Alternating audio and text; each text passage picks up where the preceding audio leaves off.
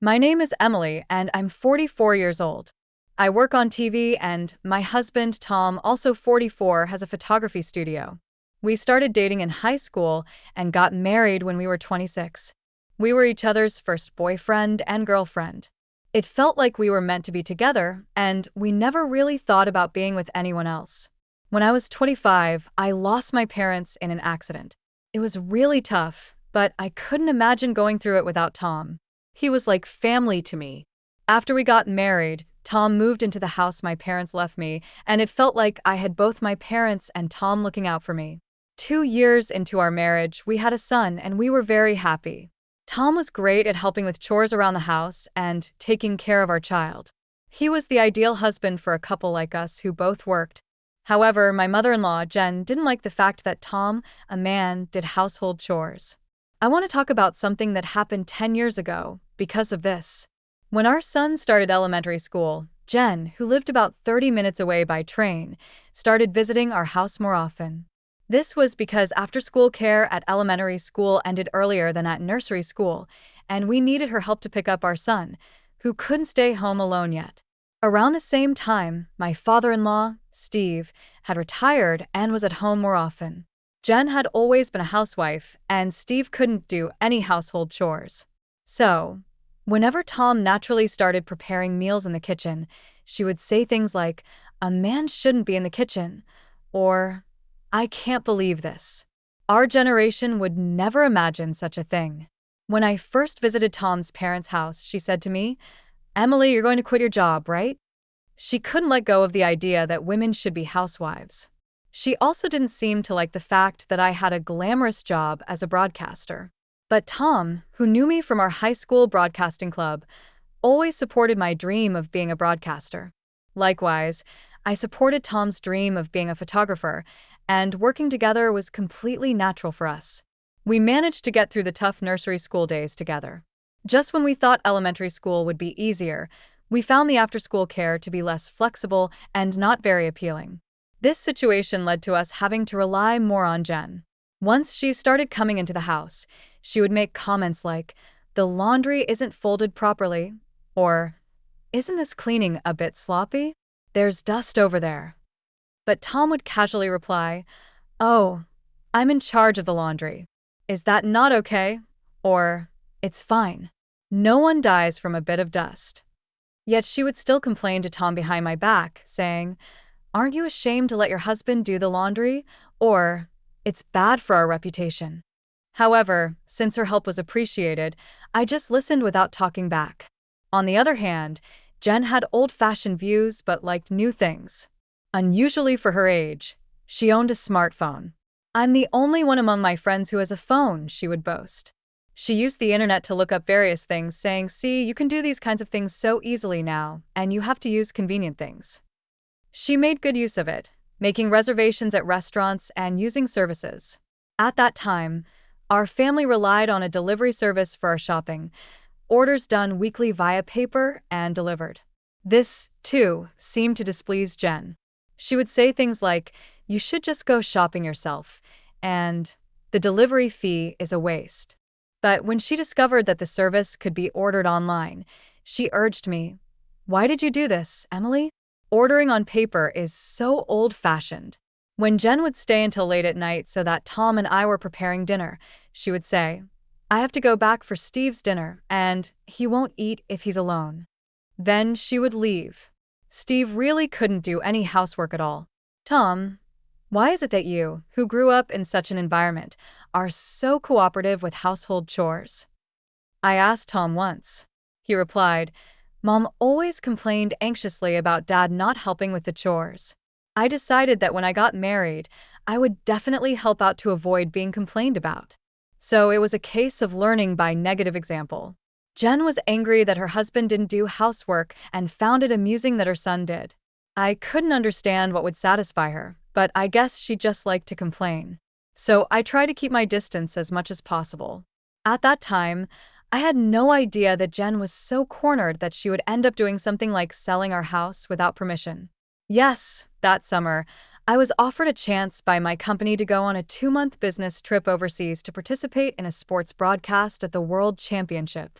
It was a rare opportunity, and I felt rewarded for all my efforts. I couldn't pass up this chance, so I immediately consulted with Tom. He was busy with various things and said, "Of course I want to help, but I'm not sure I can manage to take care of our son, John, while working." I said uncertainly, and then Jen, who was listening, offered, "Then I'll take care of things at home for a while."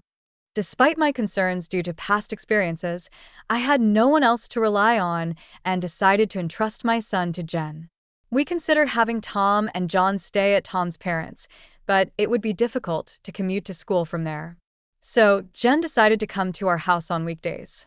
Then I set off on my business trip, successfully completing the sportscasting work and managing to advance my career. Exhausted and relieved to finally return to the US, I arrived at my house on a weekday afternoon, a heavy suitcase in hand, only to be greeted by Jen at the entrance, as if she had been eagerly waiting for me. As I was about to thank her for taking care of the house during my absence, she uttered something unbelievable. "This house sold for $300,000, so I'm taking the full amount." My tired mind couldn't comprehend what she said. "For a moment, this house, our house?" I asked in disbelief, to which she replied with shining eyes, "Yes, this house." Confused and struggling to make sense of the situation, I replied just that. And Jen burst into laughter, exclaiming, "What are you talking about, Emily? Why would you lie like that? There's a registration certificate in your name. I won't be fooled." She stood there, arms crossed, looking stern. Feeling the conversation was going nowhere, I decided to change the topic to calm her down. "Well, let's set that aside for a moment. Why are you selling it?" I asked. "What belongs to the wife belongs to the husband, and therefore to me. I'm using it to build a new house," she replied. Her eyes were bloodshot as she said this, and I started to feel scared. "A new house? Who exactly?" "Mine and my husband's. And you guys will live there. This way, Tom won't have to do household chores anymore." "I've been so sorry for him," she continued. "I raised him not to do such things, and I won't allow Tom to do household chores in the future." She said this with a look of truth on her face. As I pieced together the story, it turned out that shortly after we got married, when Tom was in the kitchen, she had told him to let me do such things. Tom had replied, "No, this house is Emily's. I have to do at least this much." Apparently, she had misconstrued this to mean that Tom was doing chores because he was living in my house. She had always believed that Tom actually didn't want to do household chores and preferred to focus on his work. The idea of a working couple cooperating in household chores just didn't exist in her mind. Furthermore, I later found out that after Steve retired, his pension was less than expected, and he struggled to find reemployment. This led to them feeling insecure about continuing to live in their rented apartment. In desperation, they resorted to such an unthinkable action. "No, this house isn't mine, and Tom thinks it's normal to do housework," I said. But Jen interrupted me. "Lies, all lies. You're just interpreting things to suit yourself." I wanted to say that it was actually her doing that, but I first needed to get the facts straight. "Where did you sell it?" I asked. "To AA Real Estate. They did an easy online assessment, sent them the necessary documents, and they sold it easily." "It's a convenient world, isn't it?" she replied. It turned out she found an easy evaluation real estate agent online and requested the sale through them. The buyer was looking for a house in that area. "You won't get such a high price for a house this old anywhere else," they said. They convinced me it was the right time to sell. "That's why you should be grateful. Selling a 20-year-old house for $300,000, I found a good real estate, didn't I?" she added. I looked up the real estate company online and found a website that seemed right. I tried calling them, but there was no answer. When I asked Jen if she had visited the real estate company at this address, she replied, "No, I didn't go there. You don't need to go do that nowadays."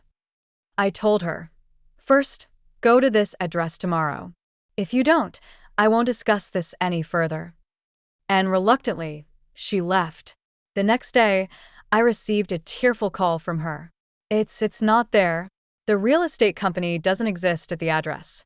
There was only a dilapidated wooden house, seemingly uninhabited, she said, welling up. I was so astonished by her foolishness that I burst into laughter. When she returned, she explained that during my absence, she had found a house registration certificate in my name and thought she could sell it. So she contracted the real estate agent, who shamelessly assured her, "Even if you're not the owner, it's fine if you have that certificate. Some people pass away, after all. Just provide us with a family register and signature certificate." Naively believing them, she sent all the requested documents to the agent. When they found a buyer, they asked for a deposit, half of the commission fee. So she transferred $4,800, half of the $9,600 commission on the supposed $300,000 sale. I called the police to explain the situation. 2 officers came to our house. It turns out this kind of internet fraud, posing as real estate agents, has become common. They offer free valuation, ask for official documents, introduce a supposed buyer, take a fee, and then disappear. It was a devious scheme. Recently, with many vacant houses and the ability to fake addresses for document delivery, such frauds have become more common. The fraudsters probably wrote their name on a postbox and received the documents there.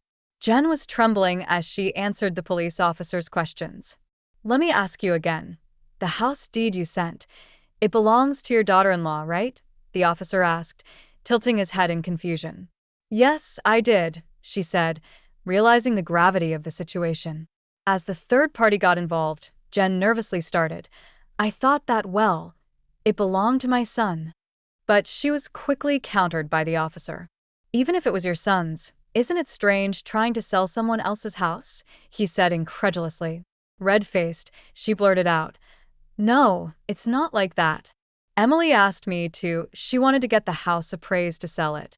Spouting a nonsensical excuse, the officer turned to me and asked, "Is that true?"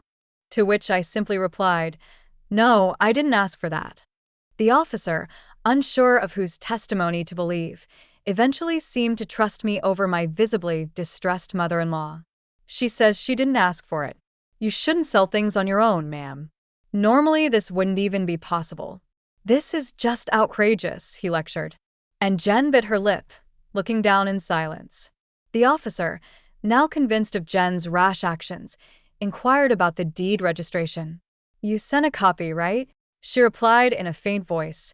"No, it was the original." The officer was even more astounded, and he shrunk further in dismay. Looking at me, the officer asked, "Will you file a theft report?" I answered, "No. That document is invalid now. Actually, this house has already been sold to someone else. When we sold it, we could do so just with the registration identification information. The law had changed, so the deed registration wasn't needed. Indeed, I had received the deed when I inherited the house from my parents, but it was unnecessary when selling the house, so I kept it as a memento." Jen, unaware of this, thought that the deed meant I still owned the house. Normally, real estate agents would request or retrieve a copy of the deed themselves for verification. But fraudsters didn't need such details.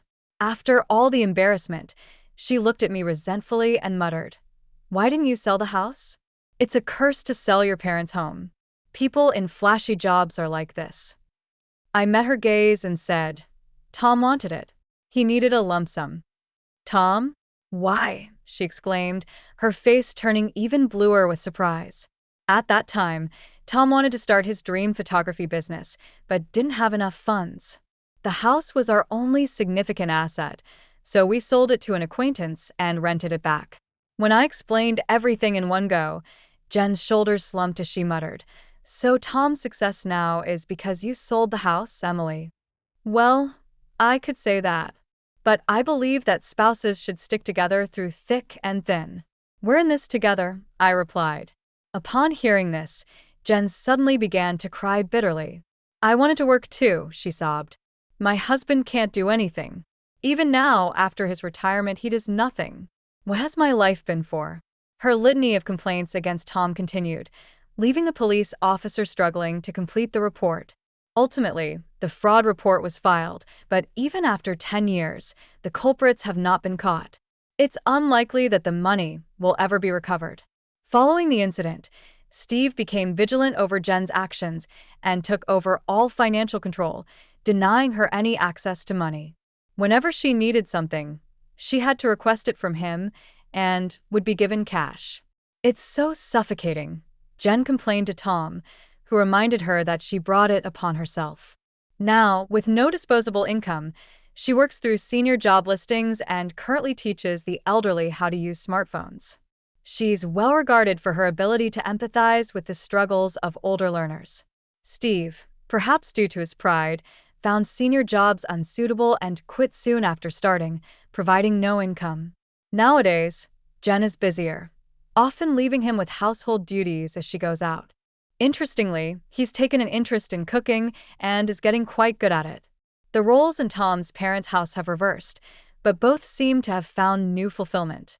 As for me, after my overseas business trip, I successfully climbed the career ladder and now anchor the evening news.